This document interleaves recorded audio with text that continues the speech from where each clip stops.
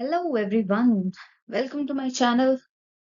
And I hope आपने पिछला वाला जो था मैंने 1 से लेकर 10th ऑफ अप्रैल तक का करंट अफेयर कवर किया था वो आपने देखा होगा। नहीं देखा है तो आप वापस से देख सकते हैं।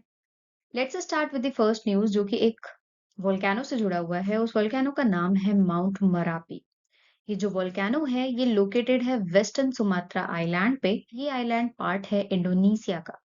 इस माउंट को एक और नाम से जाना जाता है, दैट इज गुनुंग मरापी। ये एक स्ट्रैटोवोल्केनो है। करंटली अभी इसका इरप्शन हुआ था। लावा काफी सारा निकला था।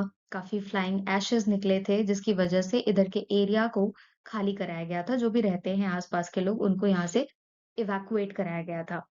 नाउ आपको क्या याद रखना है इस न्यूज़ से? इस माउंटेन की लोकेशन कि माउंट मरापी जो कि अभी रिसेंटली न्यूज़ में था, वो कौन से कंट्री का पार्ट है, कौन से कंट्री में लोकेटेड है, तो दैट इज इंडोनेशिया। नाउ कुछ और माउंटेन्स हैं जो कि हमेशा न्यूज़ में रहते हैं और एक्टिव वोल्केनो का एक एग्जांपल है। करंटली बहुत सारे ऐसे थे जिनका इरप्शन हुआ था, तो उनको हम यहाँ पे जानते हैं वन बाय वन। माउंट सिनाबोम, ये भी इंडोनेशिया का पार्ट है। माउंट सेमेरू, ये जावा आइलैंड पे लोकेटेड है। This is also a part of Indonesia. Mount Mayon, ये फिलीपींस का पार्ट है। माउंट फूजी जो कि जापान का पार्ट है। माउंट दमावन, ये ईरान में लोकेटेड है। तो ये कुछ ऐसे माउंटेन्स हैं जिनमें जो कि एक वोल्केनिक माउंटेन है और इनमें इरप्शंस लगातार हमें देखने मिलता है। राइट, तो इस वाले न्यूज से आपको केवल लोकेशन याद रखनी है कि कहाँ पर लोकेटेड है। इंडोनेशिया में। इंडोनेशिया की कैपिटल अभी एट प्रेजेंट क्या है? एट प्रेजेंट है जकार्ता। पर आने वाले टाइम में आपको एक नई कैपिटल इसकी देखने मिलेगी, that is Nusantara. Okay, now moving with the next news जो कि अगेन लोकेशन के हिसाब से हमारे लिए इंपॉर्टेंट बन जाती है। रिसेंटली हियर्ड और मैकडोनल्ड आइलैंड, ये दो एक ऐसे आइलैंड है जो कि ऑस्ट्रेलिया के पार्ट है। राइट, ये जो दोनों आइलैंड है ये काफी रिमोट आइलैंड्स है। यहाँ पर लोग रहते नहीं है। केवल और केवल ऑस्ट्रेलिया के ऑफिशियल्स को ही अलाउड है, वो यहाँ पर जा सकते हैं। जो भी चीजें, क्योंकि यहाँ पे काफी माइंस और काफी क्रूड ऑयल के रिसोर्सेज अवेलेबल है, तो उन्हें यहाँ से एक्सट्रैक्ट किया जाता है और दूसरे दूसरे कंट्रीज में उसको एक्सपोर्ट किया जाता है। रिसेंटली क्या हुआ है, यूएसए के प्रेसिडेंट जिनका नाम है डोनाल्ड ट्रंप, बहुत अच्छे से आप लोग अब तक जान चुके होंगे, याद कर चुके होंगे। इन्होंने टैरिफ इम्पोज किया है ऑस्ट्रेलिया के रिमोट आइलैंड टेरिटरीज पे। वो भी कितने परसेंट का? 10% का। ये तीनों आइलैंड कंट्रीज कौन कौन सी हैं, टेरिटरीज कौन कौन सी हैं? हियर्ड, मैकडोनल्ड और नॉरफॉक। ये तीन आइलैंड्स हैं जो कि ऑस्ट्रेलिया के पार्ट हैं। राइट, मैंने बोला कि ये रिमोट टेरिटरीज हैं, यहाँ पर लोग रहते नहीं हैं। बट यहाँ पर ऑस्ट्रेलिया के ऑफिशियल्स को अलाउड है, वो यहाँ पर जा सकते हैं। मतलब कभी भी अगर काम होता है तो ऑफिशियली यहाँ पर लोग विजिट किया करते हैं। साथ ही 1997 में यूनेस्को ने इसे वर्ल्ड हेरिटेज का भी दर्जा दिया हुआ है। अगर आप ओशन की बात करोगे तो ये लोकेटेड है पैसिफिक ओशन में। राइट, ये तीनों के तीनों आइलैंड्स कहाँ पर लोकेटेड है? पैसिफिक ओशन में। तो लोकेशन के हिसाब से ये न्यूज हमारे लिए जरूरी है। बढ़ते अगली न्यूज की तरफ जो कि खेलो इंडिया गेम से जुड़ा हुआ है। Recently union minister of youth affairs and sports जिनका नाम है डॉक्टर मनसुख मंडाविया, इन्होंने लॉन्च किया है खेलो इंडिया गेम्स का 7th एडिशन।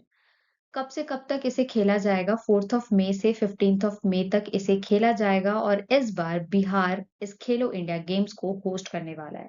प्रधानमंत्री ने सबसे पहला एडिशन खेलो इंडिया स्कूल गेम्स का शुरू किया था 2018 में नई दिल्ली से। लेकिन 2019 में इसका नाम बदल करके खेलो इंडिया स्कूल गेम से नाम बदल करके खेलो इंडिया यूथ गेम्स कर दिया गया। तब से इसे खेलो इंडिया यूथ गेम्स के नाम से ही जाना जाता है। 2025 में इसका 7वां एडिशन होस्ट करने वाला है बिहार। तो देखना काफी इंटरेस्टिंग होगा जब ये खेलो इंडिया यूथ गेम्स यहाँ पर ऑर्गेनाइज किए जाएंगे। आपको क्या याद रखना है? 7th एडिशन है। पहला एडिशन कब से स्टार्ट हुआ था? 2018 से। नाम कब चेंज हुआ? 2019 में। और minister of youth affair and sports कौन है? Doctor Mansukh Mandaviya ji. Next news is related to an exercise, जिस एक्सरसाइज का नाम है Indra exercise. Recently 14th edition of bilateral naval exercise जिसका नाम है इंदिरा, इसे परफॉर्म किया गया। कौन कौन से दो देशों के बीच? इंडिया और रशिया के बीच। आप नाम से भी समझ सकते हो, अगर आप इंदिरा को ब्रेक करते हो तो इंड मतलब India and RA stands for Russia. कहाँ पर इसे आयोजित किया गया? तो इसे चेन्नई में होस्ट किया गया। 2 फेजेज़ में इसे होस्ट किया गया है। पहला तो हार्बर फेज़ है जो कि चेन्नई में हुआ, दूसरा सी फेज़ है जो कि बे ऑफ बंगाल में कंडक्ट किया गया। यहाँ से इंडियन वॉरशिप्स कौन-कौन से जिसने पार्टिसिपेट किया? उनका नाम है राणा, कुथार और P-8I एयरक्राफ्ट्स। इस एक्सरसाइज में इन तीनों ने पार्टिसिपेट किया। 2003 से लगातार ये एक्सरसाइज कंडक्ट की जा रही है रेगुलर बेसिस पे, और इस एक्सरसाइज को इसीलिए कंडक्ट किया जाता है ताकि कोई भी अगर मैरीटाइम थ्रेट हो, ओशंस में सिक्योरिटी को बरकरार रखा जाए और दोनों देशों के बीच एक कॉपरेशन, एक अच्छा रिलेशन मेंटेन रहे। That's why this exercise Indira is conducted. Okay, तो नाम आप याद रखोगे कि इंदिरा नाम की एक्सरसाइज अभी कंडक्ट हुई है।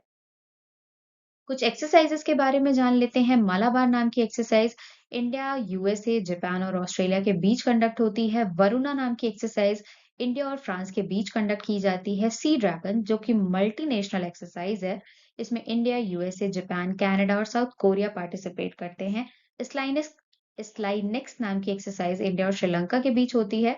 समुद्र शक्ति नाम की एक्सरसाइज इंडिया और इंडोनेशिया के बीच होती है। ऑसी इंडेक्स इंडिया और ऑस्ट्रेलिया के बीच। सिम्बेक्स इंडिया और सिंगापुर के बीच कंडक्ट की जाती है। Not Singapore, it's Singapore, right.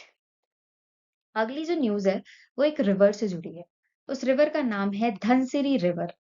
Recently क्या हुआ है, असम के एक एनवायरमेंटलिस्ट हैं, इन्होंने आवाज उठाई है क्योंकि इनका ये कहना है कि नुमालीगढ़ रिफाइनरी है जो कि अपने यहाँ का वेस्ट मटेरियल इस धनसिरी रिवर में डिस्पोज कर रही है, डिस्चार्ज कर रही है, जिसकी वजह से ये जो धनसिरी रिवर है ये काफी ज्यादा पल्यूट हो रही है। आप यहाँ से देख सकते हो फ्लो धनसिरी रिवर का ये है, राइट। तो नुमालीगढ़ नाम का एक रिफाइनरी है असम में जो कि अपना वेस्ट मटेरियल इसी रिवर में डिस्पोज कर रहा है, जिसकी वजह से ये रिवर काफी बुरी तरीके से इम्पैक्ट हो रही है। और अगर कानून के तहत आप देखो तो सेंट्रल पोल्यूशन कंट्रोल बोर्ड के अंडर में ऐसा करना वॉयलेशन है। साथ ही एनवायरमेंटल प्रोटेक्शन एक्ट 1986 के भी तहत ये एक वॉयलेशन है नॉर्म्स का, राइट। नाउ धनसिरी रिवर, अगर कोई भी नदी न्यूज में आती है, कोई भी लोकेशन न्यूज में आती है, तो डेफिनेटली हमें उसके बारे में जानना पड़ता है क्योंकि क्वेश्चंस वहीं से पुट अप होते हैं, राइट। तो इस नदी का ओरिजिन कहाँ से होता है? लैसांग नाम की एक पीक है जो कि इतांकी नेशनल पार्क नागालैंड में लोकेटेड है। उसके पास ही ये माउंटेन पीक लैसांग नाम का आपको देखने मिलेगा जहां से ये धनसिरी रिवर ओरिजिनेट होती है। मेजर ट्रिब्यूटरीज की अगर आप बात करो तो दोयांग रिवर है जो कि इसकी राइट बैंक और मेजर ट्रिब्यूटरी है किसकी? धनसिरी रिवर की। आप याद रखोगे इसका ओरिजिन पॉइंट और इसके ट्रिब्यूटरी के नाम को। और अभी रिसेंटली कहाँ पर ऐसा डिस्प्यूट हुआ? आसाम में इसको लेकर के आवाज उठाई गई। धनसिरी रिवर एक ऐसी नदी है जिसका use humans drinking water consumption और इरिगेशन के लिए करते हैं। तो अगर आप सोचो उसमें वेस्ट मटेरियल को डिस्पोज किया जा रहा है तो ना तो वो पीने लायक रहेगा, ना तो वो खेती करने लायक रहेगा। तो एक तरीके से वॉयलेशन ही तो हुआ। इसी को लेकर के कंसर्न रेज किया गया है। एक क्वेश्चन है, which of the following laws in India provides legal basis for setting industrial effluent discharge standards for petroleum refinery? किसने एक लीगल बेसिस पे एक पूरा नॉर्म बना रखा है कि जितनी भी इंडस्ट्रीज हैं, पेट्रोलियम रिफाइनरीज स्पेशली, उनको किस तरीके से अपना जो वेस्ट मटेरियल है वो डिस्चार्ज करना है? तो इसका सही जवाब हो जाएगा एनवायरमेंटल प्रोटेक्शन एक्ट 1986 के अंडर में ये बात कही गई है, राइट। बढ़ते अगली न्यूज की तरफ जो कि वाइब्रेंट विलेज प्रोग्राम 2.0 से जुड़ा हुआ है। दैट मीन्स ये इसका सेकेंड एडिशन है। यूनियन कैबिनेट जिसे चेयर कर रहे थे हमारे प्राइम मिनिस्टर नरेंद्र मोदी जी, इन्होंने अप्रूव कर दिया है vibrant village village programme second यानी कि 2.0 स्कीम को। ये स्कीम सपोर्ट करेगी विकसित भारत एट द रेट 2047। जैसा कि हमारा टारगेट है भारत को पूरी तरीके से विकसित करने का 2047 तक, जब इंडिया सेलिब्रेट करेगा अपना 100th नंबर का आजादी, राइट। ऐसा इसलिए किया जा रहा है। वाइब्रेंट विलेज जो है ये बेसिकली क्या होते हैं वो मैं आपको बता दूं।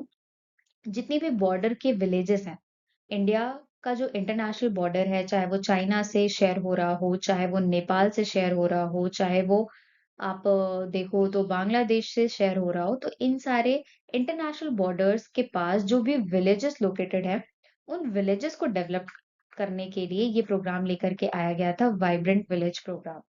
ऐसा इसलिए किया जा रहा है ताकि safe, secure, vibrant land borders को बनाया जा सके। कितने पैसे इसके लिए इन्वेस्ट किए गए हैं? Total 6,839 crore rupees.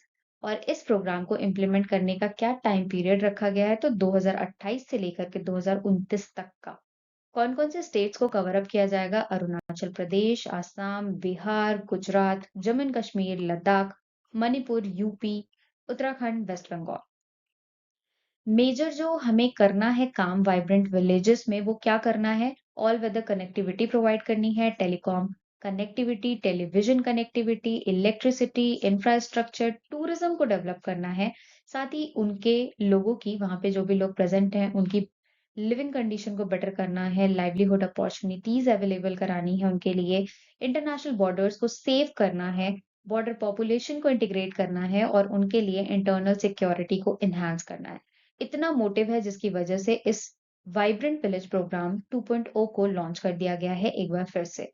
सबसे पहला वाइब्रेंट विलेज जो इंडिया का बना था वो विलेज है माना विलेज और ये विलेज लोकेटेड है उत्तराखंड में and this village is sharing border with Nepal as well as China. इन दोनों से ही इसका बॉर्डर लगता है, मेजरली नेपाल से लगता है।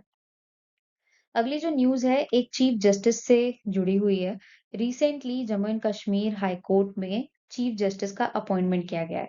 अपॉइंटमेंट कौन करता है? सुप्रीम कोर्ट करता है। कौन से सिस्टम को फॉलो किया जाता है? कोलेजियम सिस्टम को फॉलो किया जाता है, जिनमें चीफ जस्टिस ऑफ इंडिया और सीनियर मोस्ट जजेस बैठ करके चुनते हैं चीफ जस्टिस को किसी भी हाई कोर्ट के।